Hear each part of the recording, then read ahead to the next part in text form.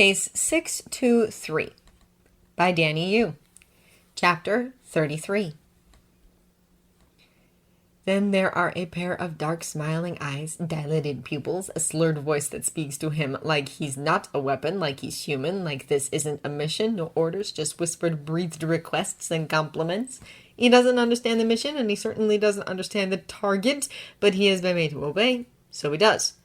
And its warmth, heat, and touch, and pleasure so deep it sets him on fire, chases the ice from his blood, makes his pulse pound and his lips part on the sounds he never knew he could make, except in forbidden dreams of long ago. In the middle of memories of cold and pain and fear, of death and screams and blood and guns, this is the only spot of warmth he can recall. Homemade bombs, Tony concluded once inside the Quinjet, headed back for NYC. Dead Hydra agents, either shockingly precise shots or blunt force trauma. Computers left alone to self-destruct. This is definitely the same group who beat us to the last 2 small-time bases. He engaged the autopilot and turned around to look at the rest of the team, noting the significant look Steve shared with Natasha. Tony resisted the urge to roll his eyes. Well, that's a good thing, right? Clint said. We're not the only people trying to take down Hydra. Except taking down Hydra isn't actually our main objective, Tony said. We're after the scepter, and we may not be the only ones. This isn't necessarily a case of the enemy of my enemy being my friend. Besides, even if this group or individual or whatever isn't after the scepter, he still isn't exactly helping us. We need the data on those computers. They have an annoying habit of using self-contained networks, so no internet access, so I can't just hack them. If we want more information, we need to actually get there in time to stop the automatic self-destruct function, and this guy does not seem to be prioritizing that at all. Point, Clint admitted. Hey, Steve said suddenly, glancing at the dashboard behind Tony. Why are you taking us back to New York? We still have the coordinates for one more base, so why are you taking us out of Europe? Because, Tony said slowly, unlike Hungary, Albania is not actually in the European Union. Hill doesn't have either visas or special governmental permissions ready just yet. Come on, Clint said. We'll be in and out before they know it, if they ever know it. And it shouldn't matter anyway, Steve added. They must know we're only going to do the right thing. They'll realize it anyway. They aren't going to care. No one has yet. Tony bit back a groan and seriously considered just no longer paying the fines Steve and Wilson were accumulating through unauthorized border crossing. Then again, neither Tweety Dum nor Tweety Dumber actually had the income to pay up. Tony wasn't actually sure if Wilson had an income at all anymore. Steve sure as heck didn't, beyond the spending money Tony gave him. We don't cross borders without permission, not unless it's an absolute emergency, Tony said at last. It might not matter to you guys, but I don't need any of my visas revoked. I actually need those for my day job. Steve opened his mouth to say something again.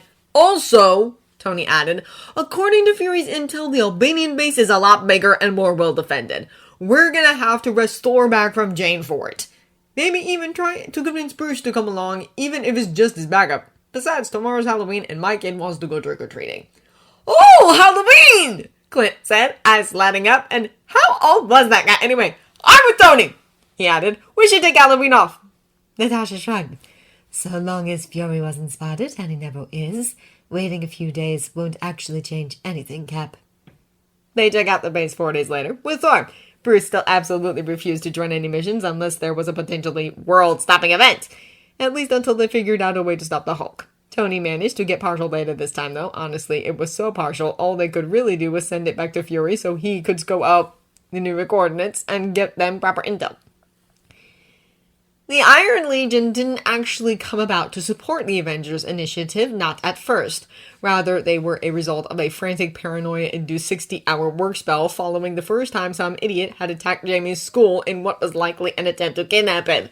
The first units had already been fabricated when he calmed down enough to realize that Jamie's team of bodyguards had handled the situation effectively, even as the Iron Cradle arrived to take Jamie away, and that, in the end, the would-be kidnappers were all in jail awaiting their trials. Bruce was the one who pointed out that the units might come in handy for their assaults on some of the larger Hydra bases, and so Tony let them finish fabricating. Tony and Bruce built Veronica, and Tony silently vowed to never use it, because he couldn't help but feel that if a situation ever arose where it would be necessary, they'd have already lost Bruce for good anyway, and Tony didn't ever want to let go of the one fellow Avenger he'd connected with most honestly. Thor vanished for a week and a bit in February and declared his own return by walking into the common area where they were all eating dinner, announcing that "I had no idea your ancestors were so mighty or had to go through so much sorrow, man of iron. You have my deepest respect and condolences." Tony frowned, looking at all the others in confusion. Bruce shrugged in return. Jamie took a moment to think before turning to Tony. "Does he mean the Welsh or the Catalans?" he finally asked. "Because I don't think the Germans and Italians being mighty was a good thing." Steve blinked at Jamie, but then it seemed he still persisted in being confused by the kid's intelligence. "They had an ancestry project in his school," Tony said. "He did very thorough research." Jamie grinned. "I have to admit, though," Tony continued, "that I do not understand why you do not grace your son and heir with one of the family names. Honoring one's house and ancestors is important, and Brandon is a fine name." Clint frowned, but burst out laughing. "Brandon!" he chortled. "Brian Sark! Thor, did someone show you Game of Thrones?" Tony rolled his eyes, vaguely annoyed with himself for having missed the reference. In his defense, he didn't watch nearly as much TV as people generally assumed, and accepting scientific works, he tended to avoid reading magnum opuses that were unlikely to ever be concluded. And if Tony were still a betting man, he really wouldn't be putting a lot of money on George Martin winning his race against time. Still, winter is coming, he said, just to watch Clint laugh hard enough to almost fall off his chair. Steve's look of utter confusion was nearly as priceless. "I did not understand that reference," he said. "The fair Lady Darcy introduced me to it," Thor confirmed. "She told me it chronicled a crucial point of your house's history." The look Clint sent Tony told of unspeakable suffering if he dared reveal the truth. Tony shrugged. "I guess I could rename the tower Winterfell," Tony said. "They won't try to have me committed unless I start proclaiming myself the King of Winter." Steve's eyes were narrowed, oddly suspicious. "Why Winter?" he asked. "Because I'm a Stark, duh!" Tony couldn't help but grin now, and it was all he could do to stop himself from laughing as hard as Clint did. Steve actually flinched at that, which, what the hell was up with the guy lately? Jamie mostly looked curious now, which, no. Tony only knew the catchphrases and a bit of trivia about the actual storyline, but he did know that there were some things that were just a bit too violent for a 5.5-year-old, and judging by everything he'd heard, Game of Thrones was that. "Say, Jarvis," Tony said, "do we have anything interesting on Thor's family history?" There was a pause, as Jarvis presumably searched through the internet. Then, ordering the first 3 albums of Peter Manson's Valhalla comics series, including album number 2, Thor's Wedding. Tony returned to eating his curry, only half listening to Thor's speech about lies and slander. When it finally wound down, Tony looked up and flashed Jamie a grin. "That's the one where he dresses up as a woman and no one notices," he said. Thor's roar of ineffectual fury made Tony's day nearly as much as Jamie's helpless giggles. Ironically enough, it was Jamie who came up with what they would end up calling the lullaby. Bruce had been letting Hulk out more often and always in the safety of the Hulk's now quite expanded playroom, in the hopes that practice would make it easier for him to change back and forth at will. Tony had just ended the simulation that had sent small Jarvis-guided drones at the Hulk to imitate an attack and give him something to smash. "All right, buddy," he called. "Fight's over. There are no more enemies. You can calm down." He cast a glance at the projected pulse and brainwaves from Jarvis's scans, watched the frantic activity begin to calm down.